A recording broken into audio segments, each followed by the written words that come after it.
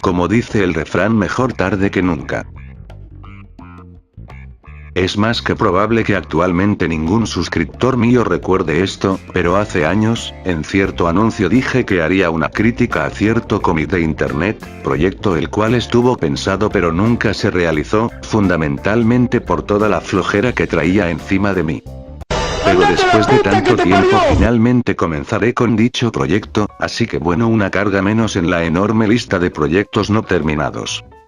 Como sea, iniciemos esto.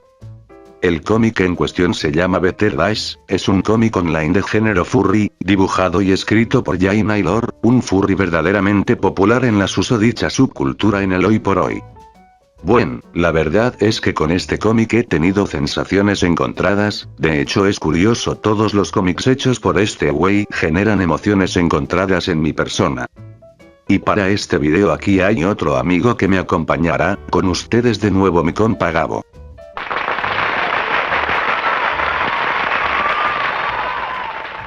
Muy buenas tardes, chicos y chicas que miran el video, acá saludando Gabo. Un placer que me hayas invitado a participar de esta review, crítica, análisis o lo que quiera que sea esta cosa sobre este interesante cómic, Wolf Gama. Igualmente, Gabo. Bueno, vamos a empezar. Primero que nada debemos explicar que debido a la complejidad del material que está puesto sobre la mesa hoy, estamos forzados a hacer este video bajo un formato que simplifique un poco el trabajo de la crítica. Para empezar vamos a dividir los temas a criticar en 4 categorías que son historia, personajes, mensaje, cosas buenas y cosas malas. Nos dividiremos el trabajo también, para que ambos podamos participar lo justo y necesario, para que no se cansen muy rápido de mi voz de pelotudo o de la monotonía robótica y tediosa de la voz loquendo. Bueno, comenzamos entonces, empezaremos primero con la historia de Better Days, así que Gabo es tu turno.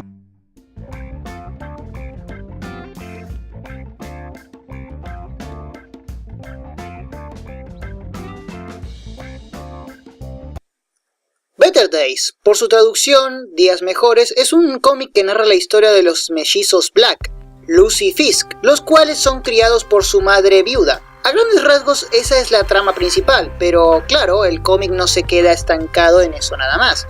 Mientras transcurren los capítulos se nos van introduciendo más y más personajes secundarios que ayudan a desarrollar a los protagonistas y que los mismos protagonistas ayudan a que se desarrollen, a ser desarrollados, ¿verdad? Además de proponernos diferentes subtramas bastante llamativas.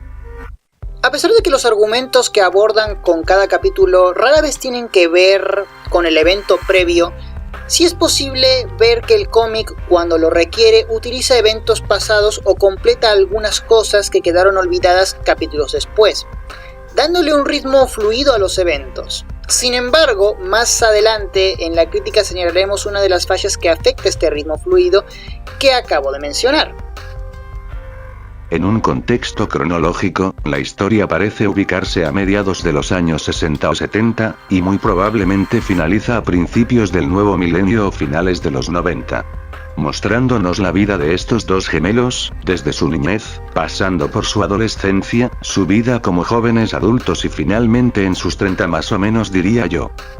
Las situaciones que podemos encontrar en este cómic van desde lo más cotidiano hasta situaciones que realmente pueden llegar a ser extremas, por no decirse que a medida que los protagonistas crecen el mundo que se nos deja ver a su alrededor también va cambiando, es decir, cuando son niños las situaciones eran más ocasionales y cotidianas y pocas veces abordando en temas demasiado fuertes, pero cuando lo hacían siempre era un punto y aparte para alguno de ellos. Después en la adolescencia y adultez podemos ver cada vez más conflictos, problemas más adultos y en algunos casos situaciones picantes u oscuras, lo que de cierta forma nos permite ver la perspectiva de los protagonistas mientras su mundo cambia.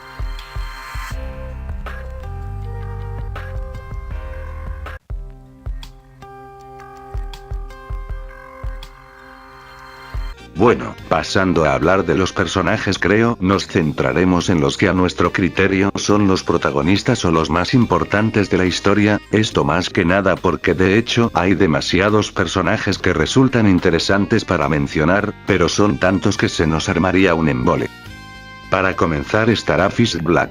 Él empieza la historia como un niño de aproximadamente unos 10 años, siendo hermano de Lucky Black, su gemela, y criado junto a ella por su madre Sheila. Al principio de la historia se muestra como un niño demasiado maduro para su edad, con un curioso y algo precoz, si me lo preguntan, interés en las niñas, además de que en muchas ocasiones tanto al principio como al final del cómic se lo ve haciendo gala de muchos cuestionamientos filosóficos, que en algunos casos desentonan mucho con la supuesta edad que refleja, claro, si hablamos de subversión niño. La evolución del personaje es bastante ambigua. Con esto no quiero decir que el personaje no evoluciona a lo largo del cómic, lo que digo es que lo hace de forma bastante desbalanceada. Hay momentos en que se estanca y parece que no evolucionará más, y mismo se hace planteamientos que realmente me cuesta creer que un chico a su edad pudiera hacerse. De verdad, vean lo que escribe cuando tiene 10 años en el capítulo 4 y díganme si eso no es algo un poco fuera de lugar. El personaje de entrada se muestra como alguien muy serio y bastante maleducado. No es hasta que su hermana casi se muere por su culpa en el capítulo 3 que él realmente tiene su primer cambio de actitud de los 3 que ocurren en el cómic. Por momentos parece que es el personaje más maduro de todo el cómic, hasta me atrevería a decir demasiado. Pero eso no lo hace perfecto, ni mucho menos. Lo bueno de Fisk es que, aún a pesar de ser maduro, aún conserva sus defectos. Dichos defectos podrían ser tales como: 1. Su aparente debilidad por las mujeres, que la vemos manifestarse ya desde temprana edad hasta el final del cómic, defecto aparentemente superado tras contraer matrimonio. No me jodan. El tipo tenía novias por todo el mundo, ya parecía que calificaba para un prota de anime harem. 2. Está a criterio personal mío, pero el hecho de que persiga tanto la figura de su padre, más allá de lo que otros puedan opinar, yo creo que obsesionarse en ser como su padre, es algo que limita mucho a Fisk, porque de cierta forma no lo deja seguir su propio camino, sino que sigue un camino que su padre ya recorrió. 3. Siempre cree tener la razón. En todo. Otro defecto que podríamos destacar es que es sumamente arrogante, es alguien con un ego bastante grande y un carácter muy explosivo cuando se trata de su familia.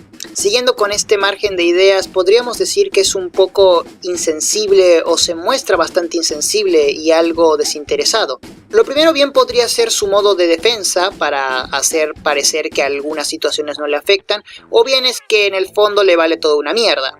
Dicha característica, que sumado a actitudes anteriormente marcadas, lo muestran más maduro de lo que debería ser, junto al hecho de que es alguien casi sin defectos más allá de lo que mencionamos, y al hecho de que casi siempre se sale con la suya sin tener casi consecuencias por sus actos. Bajo un punto de vista crítico lo acercan bastante a la figura del Gary Stu.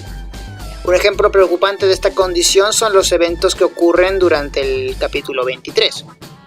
Pero ya dejando de lado a Fisk, pasemos a su hermana gemela, Lucy. Lucy Black, la melliza de Fisk, resulta ser todo lo contrario a su hermano. Es una chica dulce, agradable, mucho más sutil y menos agresiva que su hermano. Tiende a ser respetuosa con la gente, una gran amiga, aunque algo desafortunada con los chicos, y es sumamente tenaz con lo que quiere, aunque eso también la lleve a ser una cabeza dura en otros momentos. Durante la etapa del cómic en la que son jóvenes adultos, el foco de la historia se centra más en Lucky y en su vida como universitaria, en lo que Fisk se encuentra realizando su entrenamiento militar. Durante esta etapa se nos presentan situaciones centradas tanto en el ámbito estudiantil como en el sentimental, problemas de pareja, discordia entre amigas y al más puro estilo de una telenovela XD, además de introducirnos a otro de los protagonistas, Tommy, quien entre las cosas más importantes que ha hecho para la historia ayudó a Lucky a superar su problema de atracción sentimental por Fisk, problema que se mantuvo latente desde la etapa adolescente de ambos. Otro protagonista y quizás uno de los elementos más importantes de la historia, sobre todo durante los primeros capítulos, es Sheila Black, la madre de ambos gemelos. Es una viuda y madre joven que, aunque durante el principio de la historia se presenta como una mujer un tanto despreocupada y promiscua, concentrada más en tener citas que en estar preocupada por sus hijos, esto probablemente era porque en aquella época no lograba superar ese vacío que había quedado en su vida tras la muerte de su esposo. Esta conducta en el personaje se modifica al poco tiempo tras uno de los primeros momentos serios de la historia, en el cual por un descuido de un en ese entonces joven Fisk, un resfriado que contrajo Lucky se complicó y casi le costó la vida. Dicho evento marcó una conexión aún más fuerte entre los gemelos y hizo a Sheila ser más activa en su rol de madre. También Sheila ha demostrado ser un personaje no solo fuerte e independiente, sino que además, es una mujer que le ha permitido a sus hijos tomar sus propias decisiones en sus vidas, a diferencia de otros personajes de su misma generación o previa. Debido a su personalidad, muchas de las subtramas que trae consigo, así como los capítulos que ha protagonizado, se encuentran entre los más interesantes, e incluso después de que se va volviendo menos presente en la historia, sigue siendo un personaje presente y con mucho peso para esta. Personalmente es mi personaje favorito de la primera mitad de la obra. Decir una madre de oro sería exagerar, ya que ha cometido errores, algunos más graves que otros, pero ha sabido sobrellevarlos para mantener el bienestar de su familia. Algo que sí es admirable de esta mujer es los ovarios que tiene, lo potente de su personalidad. No importa quién seas, si insultas a su familia o su estilo de vida, ten por seguro que despertarás a una fiera. Es un personaje sumamente carismático, muy humano y muy ameno también.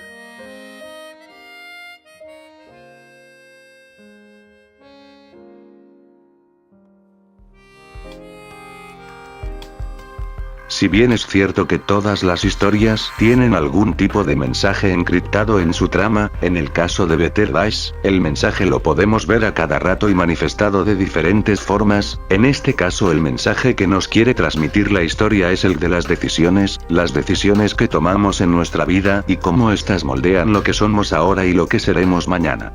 Desde mi punto de vista personal, existen 4 tipos de personajes que encarnan diferentes caras de este mensaje. Empezando por los protagonistas, Fisk, Lucky e incluso Sheila, los 3 son personajes que han hecho su vida como han querido, que han tomado sus decisiones y que independientemente de que hayan alcanzado realmente lo que querían o no, podemos estar seguros de que cada uno encontró la felicidad a su manera.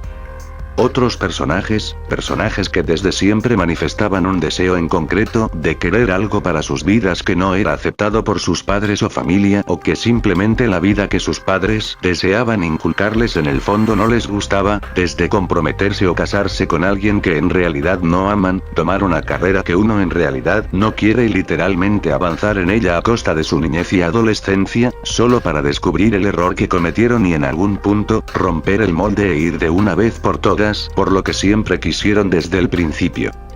Y créanme cuando les digo que en esta historia nunca es demasiado tarde para tirar todo a la mierda y empezar de nuevo.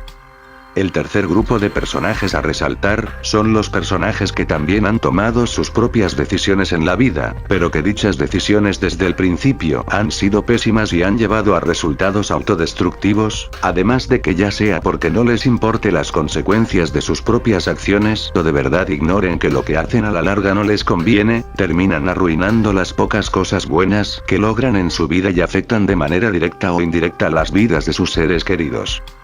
Por último, el cuarto grupo de personajes, son en su totalidad la cara opuesta de esta moneda, generalmente encarnados en los padres de los personajes sobre los que se cierne el foco de una trama o subtrama. Estos personajes aparecen apostados como los representantes de una generación anterior que o siguió los dogmas y las reglas preestablecidas en su familia y doctrinas, y trataron de hacer lo mismo con sus hijos, o que simplemente trataron de controlar sus vidas por razones todavía más egoístas y superfluas. Sea como sea, estos personajes en una cierta forma antagónica, están ahí para arruinar cualquier plan o sueño propio que tuvieran sus hijos, en pos de seguir con una tradición o solo satisfacer sus deseos personales a través de su progenie. No necesito decir que a este tipo de personajes los vas a odiar en este cómic, y difícilmente se van a intentar a hacer querer por el lector. Aunque creo que eso por otro lado ayuda más a empatizar con los otros personajes.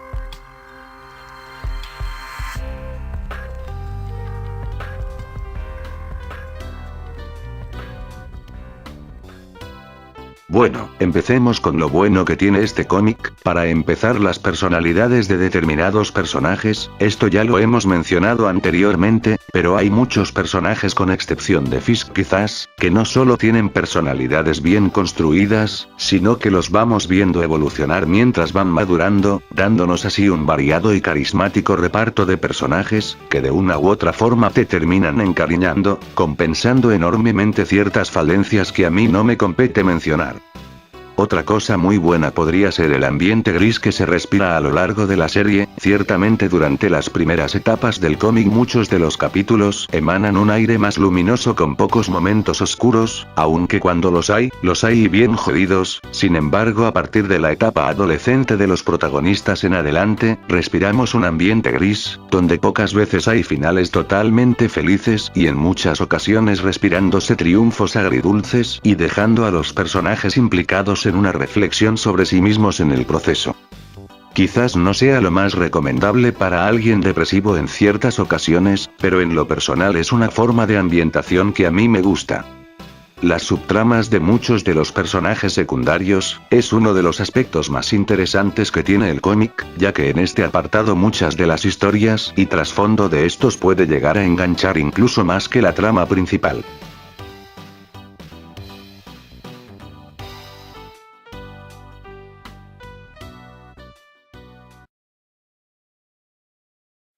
Ahora pasemos a las cosas malas que tiene esta serie. Cualquiera que lea los 10 primeros capítulos se dará fácilmente cuenta del primer problema, la falta de un marcador de tiempo. Esto parece unanimidad y al principio sí lo es, ya que todo ocurre más o menos en el mismo espectro de tiempo. El problema es cuando los saltos de tiempo empiezan a darse, evitando que podamos conectarnos en la situación, ya que la transición no está adecuadamente plasmada. Otro problema lo empezamos a notar a partir del paso a la adolescencia y adultez de los personajes. Fisk empieza a volverse gradualmente un Gary Stu, se vuelve un ser excesivamente ideal, además de verse involucrado en situaciones por demás convenientes y hasta fantásticas, algo que por momentos vuelve al cómic en algo ridículo, especialmente cuando se introduce el rescate de Persia, la prima de Fisk y Lucy. Arco que sale de la nada y por un comentario X en una conversación X y que nos da paso al anteúltimo arco argumental del cómic y uno de los que más odio personalmente. Y el último problema que puedo llegar a destacar es la conveniencia de algunos eventos que solo ocurren para cerrar tramas, aclarar cabos sueltos o reintroducir personajes olvidados dándonos tramas de mierda. Pero el punto es que eso afecta a la trama y por lo menos a mí, suspensión de la incredulidad, haciendo que a veces se me haga muy difícil tomar esto como algo natural, por más que luego me expliquen cómo casualmente las cosas se dieron así.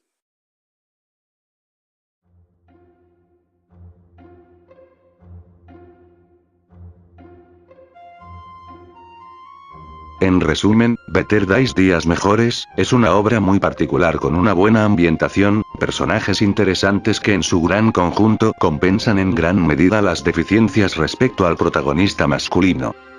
Si bien no es una obra perfecta, la historia presenta muchos defectos muy difíciles de pasar por alto, sin embargo nada de esto impide que sea disfrutable de una u otra forma y al terminar de leerla seguro la recordarás por más de una razón. Le doy un 5 sobre 10, connotándolo como un cómic aceptable y entretenido. Si te ha gustado el video, por favor compártelo, suscríbete y no olvides apachurrarle a la campanita de mierda para saber cuando subo nuevos videos. En la descripción del video hay información adicional sobre el mismo, así como links que llevan a mi cuenta de Facebook y otras redes. Si estás interesada o interesado, puedes dejarme un tema en Facebook para que posteriormente lo considere para un video. Nos estaremos viendo en mi próxima pendejada. Te ha saludado Wolfgama, deseándote un feliz vete a la mierda.